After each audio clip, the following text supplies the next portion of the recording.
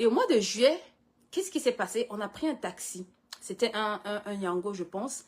Et on allait d'un point A à un point B, je ne sais plus lequel. Et quand je vous racontais cette histoire, quand je suis entrée dans le taxi, je discutais avec le taxi.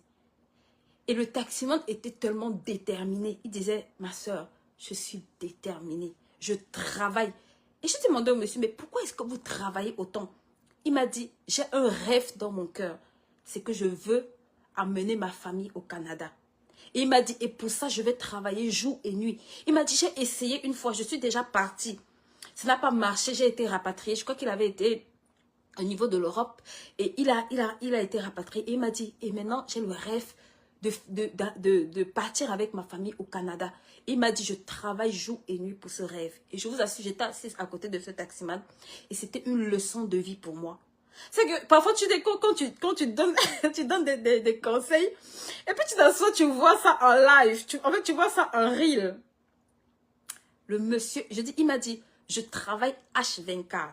Il m'a dit, ce rêve-là, je veux le réaliser. Il m'a dit, c'est pour ça que je paye le prix d'être dans cette voiture jour et nuit. Et j'étais là, je le regardais, j'étais dans mon cœur. Combien de personnes comprennent ça? Combien de personnes comprennent que quand tu as un rêve, ça change radicalement beaucoup de choses dans ta vie. Il faut qu'en 2025, maman, au lieu de t'apitoyer sur les problèmes, on a des problèmes. Même moi que tu vois là, j'ai des problèmes. Si je dois m'asseoir pour pleurer là, je vais pleurer jusqu'à demain va s'en suivre. Tout le monde que tu vois a des problèmes. Mais c'est... Regarde, tu peux choisir de rêver. Tu dois rêver. Il faut que tu t'autorises à rêver en 2025, l'année qui arrive là. Il faut que tu t'autorises à rêver. Tout grand projet commence par un rêve. Et je vais vous donner une clé que, je crois que c'est Napoléon Hill qui partageait ça. Il disait que quand tu as un rêve, chaque jour, quand tu te lèves, écris ce rêve. Écris ce rêve au présent, comme si c'était comme si c'était accompli en fait. Si peut-être, je sais pas, tu veux vivre dans une maison ou un château, écris je suis propriétaire d'un château. Si par exemple tu veux te marier, écris je suis marié. En fait, il disait écris ce rêve chaque jour quand tu te lèves. Et moi je veux te dire ici, rêve grand. Je veux que tu rêves grand. Je vous assure, quand j'ai rencontré ce taximan en Côte d'Ivoire, sa vie était le petit laps de temps qu'on a fait dans sa voiture, c'était un très grand témoignage pour moi. Parce que je me suis rendu compte que voilà un homme qui est assis dans un taxi, mais qui a des rêves au-delà des frontières. Mais d'autres, tu vas les voir, ils vont dire, ah, je sais juste à manger, pauvre de moi, qu'est-ce que le taxi peut me rapporter? Mais un autre qui faisait le même travail était en train de se dire, d'ici 5 ans, ma soeur, je dois amener ma famille en Côte d'Ivoire. Je dois amener ma famille au Canada. D'ici 2 ans, je veux que mes enfants aillent au Canada. Il était tellement résolu, ce monsieur. Et je veux te dire, ce début d'année, chaque nouvelle année représente un nouveau cycle où tu peux rêver. Chaque nouvelle année représente, regarde, c'est un recommencement, non? On recommence à compter le mois 1. Ça veut dire que tu dois t'autoriser chaque début d'année à te lever et à décider que ces 365 prochains jours, je dois avoir des rêves. Je dois avoir des rêves plus grands, je dois avoir de nouveaux rêves. Rêve, s'il te plaît. Ça, c'est le pas le plus gratos, comme on dit là. Mais c'est un pas qui va transformer ta vie. Parce que regarde, quand tu rêves, surtout quand tu as les rêves de Dieu, ça c'est encore mieux. Est-ce que je parle à des gens ici? Mais dans cette chat, rêve de Dieu. Quand tu transportes les rêves de Dieu, ça veut dire c'est pourquoi Dieu t'a créé. C'est pourquoi Dieu a permis que tu arrives sur terre. Je t'assure que malgré les difficultés, tu deviens inarrêtable. Malgré les challenges qui vont se dresser devant toi, je t'assure que ça catapulte ta vie.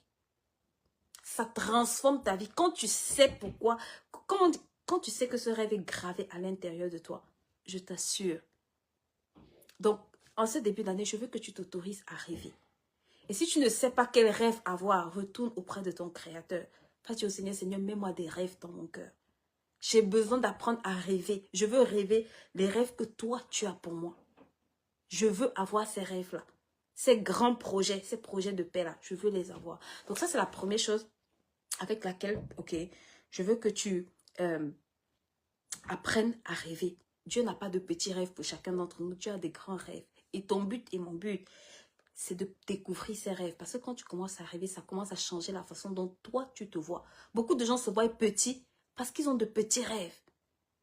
Beaucoup de gens se voient small Parce que le rêve, regarde, tu te vois à la taille de tes rêves. Tu te vois à la taille de ce que tu transportes en toi.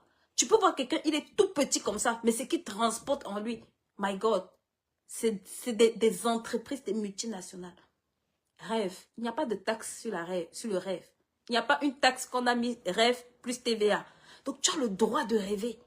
Il n'y a même pas de facture pour le rêve. Ton rêve, prends un cahier, va prendre ton plan de vie. S'il te plaît, écris-moi la vie. Le jour où je me suis rendu compte que, maman, tu peux faire de ta vie un voyage en première classe. Ceux qui sont sur cette plateforme-là, il y a des proclamations que j'ai écrites, que j'ai diffusées par rapport à ce plan de vie. J'ai écrit que ma vie est un voyage en première classe. Parce que je me suis rendu compte que, Guy, quand tu achètes le billet d'avion, c'est toi qui décides si tu voyages en première classe, en deuxième classe, ou même en cabine. C'est toi qui décides. Donc, ta vie est comme un voyage dans lequel tu dois décider de la classe. Il y a la classe affaires, il y a la business class, il y a la first class, il y a la seconde. Dans l'avion, là, chaque classe, tu comprends, non? Chaque classe correspond au choix que chacun a fait. Donc, même si tu rêves que tu voyages en first class et qu'on te met en deuxième classe, ça fait quoi? Qui va te condamner pour ça? Mais un jour, tu pourras arriver en première classe. Mais si tu n'as jamais rêvé de voyager en first class, tu seras toujours en deuxième classe. Donc, quand j'ai créé cette proclamation, j'ai écrit « Ma vie est un voyage en première classe ». Et je décide de la planifier méticuleusement. Parce que ce voyage-là doit s'accomplir, oui. Donc, une des premières clés que je veux voir avec toi, c'est par rapport à ça. Une des deuxièmes clés que je veux que pendant ce début d'année, tu commences à appliquer. C'est bien d'avoir des rêves, ok? Mais maintenant, je veux que dans tes projets, écoute-moi bien, tu puisses travailler sur une chose, une seule, au moins sur ce mois de janvier. Ce mois de janvier, on a dit que c'est le mois des prémices. Donc, c'est le bon mois pour toi. Ne sois pas pressé, tu vois, non? En janvier, on n'est pas pressé de faire beaucoup de choses. En janvier, là, c'est le mois des prémices, c'est le mois de la direction. Si tu n'as pas encore eu ta direction, c'est correct parce que c'est le mois aussi, d'accord, pour perfectionner, pour parfaire.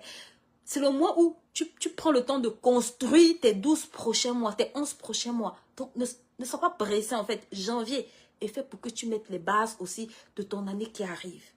S'il te plaît, dans chacun de tes projets que tu as écrits.